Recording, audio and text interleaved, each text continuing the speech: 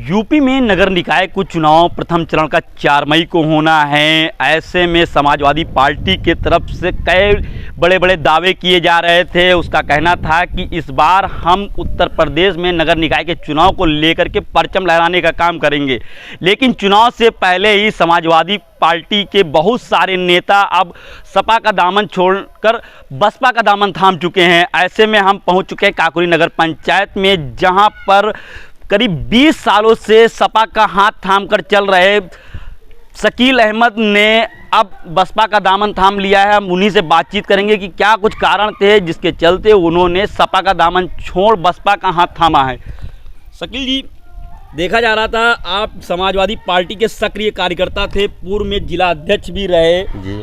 क्या कारण रहे कि आज आप जो है इरशाद खां के नेतृत्व में बसपा ज्वाइन कर लिए? कारण बहुत सारे रहे। देखिए, समाजवादी पार्टी जो है, मैंने बहुत सेवा की है समाजवादी पार्टी की। अब कोई पुराने कार्यकर्ताओं को पूछने वाला नहीं है।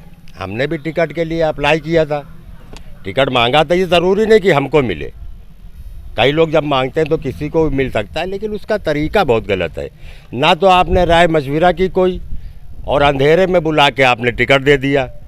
उसकी लिस्ट भी जारी नहीं की, ना पूछा कि भाई किसको लड़ाया जाए, क्या है। तो इस सब से मैं बहुत नाराज़ हो गया, दिल मतलब टूट गया। तो इसलिए मैंने बसपा ज्वाइन कर ली। क्या कुछ लगता है कि जिस तरीके से समाजवादी पार्टी के प्रत्याशियों की सूची जारी की गई, उसमें कहीं ना कहीं पे गोलमोल? नहीं, गोलमोल हुआ, ये पूरी तरीके से हुआ है। बताइए, मैं एक वरिष्ठ कार्यकर्ता हूँ, पार्टी का सिपाही हूँ, और मुझसे भी राय नहीं ली गई, जबकि मैं टिकट मांग रहा था। बात की जाए शीर्ष नेतृत्व को, शीर्ष नेतृत्व क्या कुछ जानकारी थी? अब थी नहीं थी, ये बहरहाल जो भी हुआ है जिला कमेटी से हुआ है। जिला कमेटी ने क्या खेल किया है ये वही जान सकते हैं। ऐसे में आज अब आप बसपा का दामन थाम चुके हैं। काकोरी नगर पंचायत की बात की जाए तो काकोरी नगर पंचायत का अपना एक इतिहास रहा है जी। क्या इस बार ये इतिहास बदलने वाला है? देखिए, बिल्कुल बदलेगा। आपको बताएं, मैं 4 बार सभासद रहा हूँ, और नगर पंचायत चेयरमैन का चुनाव मैंने निर्दलीय भी लड़ा है, जिसमें मुझे 1400 वोट हासिल हुआ था जी। तो लोग जुड़े हैं, कार्यकर्ता जुड़े हैं, इज्जत करते हैं, सम्मान करते हैं, तो बहुजन समाज पार्टी को फ़ायदा तो होगा। समाजवादी पार्टी की बात की जाए या बीजेपी की बात की जाए तो बीजेपी और सपा को आपके बहुजन समाज में जाने से कितना नुकसान होगा? नुकसान, देखिए, नुकसान और फ़ायदे की बात नहीं है। जो लोग मेरे समर्थक हैं, जो लोग मुझे प्यार करते हैं, जो मुझे चाहते हैं, वो सब बहुजन समाज पार्टी को वोट करेंगे, बहुजन समाज पार्टी को सपोर्ट करेंगे।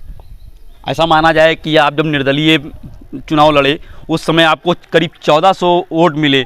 ऐसे में एक बार अब्दुल खालिक की जीत पक्की मानी जाए? बिल्कुल पक्की मानी जाए, 100% पक्की मानी जाए। आप इनकी बातों से कितना सहमत हैं? हाँ, हम सहमत हैं इनकी बातों से, बिल्कुल सही बोल रहे हैं ये। इस बार अब्दुल खालिक को ही जिताना है। क्यों भैया? बात की अब्दुल खालिक में आप लोग ऐसा क्या कुछ देख रहे हैं जो अन्य प्रत्याशियों में आपको नहीं नजर आ रहा? अरे देखिए, अब्दुल खालिक एक मिलनसार आदमी है, बहुत मतलब छोटे बड़े का सबका सम्मान करता है। और ये शकील भाई जो आए हुए हैं, मैं उनका बहुत सम्मान करता हूँ। इनके चुनाव भी देख चुके हैं, ये सभासदी भी लड़े हैं, निर्दलीय भी लड़े हैं, समाजवादी को हराया है इन्होंने। टिकट से यही रियाज अहमद लड़ रहे थे, इनको इन्होंने पीछे पिछाड़ दिया था। इनके आने से बहुत बसपा को फ़ायदा होगा।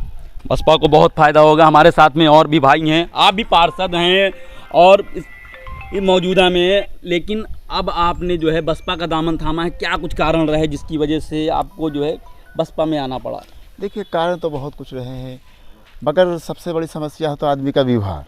अगर व्यवहार नहीं ठीक है तो फिर जनता नहीं आपको पसंद करेगी। आपका नेचर और आपका व्यवहार होना चाहिए।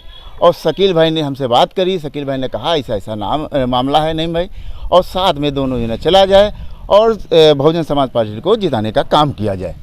समाजवादी पार्टी के किसी शीर्ष नेतृत्व ने आपसे संपर्क करने की कोशिश की? नहीं, वो सब अपनी मई में रहे, क्योंकि कुछ लोग जो होते हैं जो अपनी मई में रहते हैं तो वो छोटे लोगों को नहीं पहचानते, और छोटी सी चिंगारी ये ढेर को आग लगाती है, ये किसी को नहीं पता।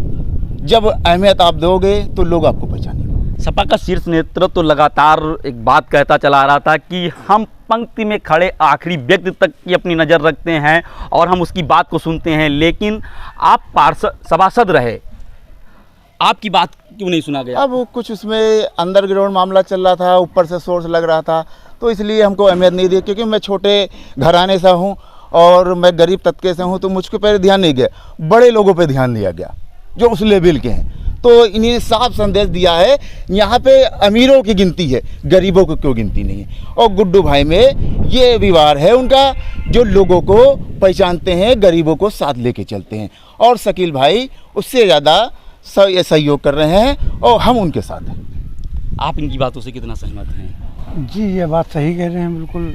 कोई अच्छे सभासद रहे हैं, सबसे इनका मिलनसार अच्छा है और काफ़ी साल जो हमारी इनकी दोस्ती है, साथ रहे हैं, सबसे मिलना जुलना अच्छा है इनका। देखा जा रहा था कि लगातार ये हवाएं आ रही थीं, बातचीतें हो रही थी कि समाजवादी पार्टी मुस्लिमों के लिए एक ऐसी पार्टी है, लेकिन इस चुनाव में एकदम से मुस्लिम बसपा की तरफ रुख कर रहे हैं, क्या कारण है?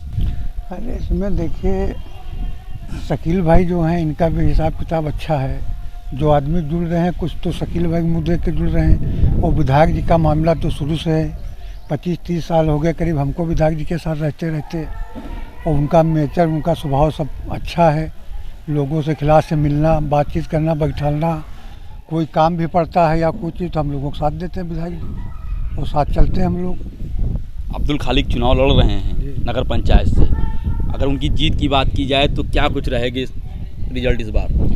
अगर वो जीतेंगे, सब लोग मेहनत करेंगे, जो ऐसे ऐसे लोग जुड़ रहे हैं अभी और आएंगे, जुड़ेंगे। अच्छा, काकोरी नगर पंचायत की अगर बात की जाए तो काकोरी नगर पंचायत में सबसे ज़्यादा जो टक्कर रहेगी बसपा की, वो किससे रहेगी? बीजेपी से।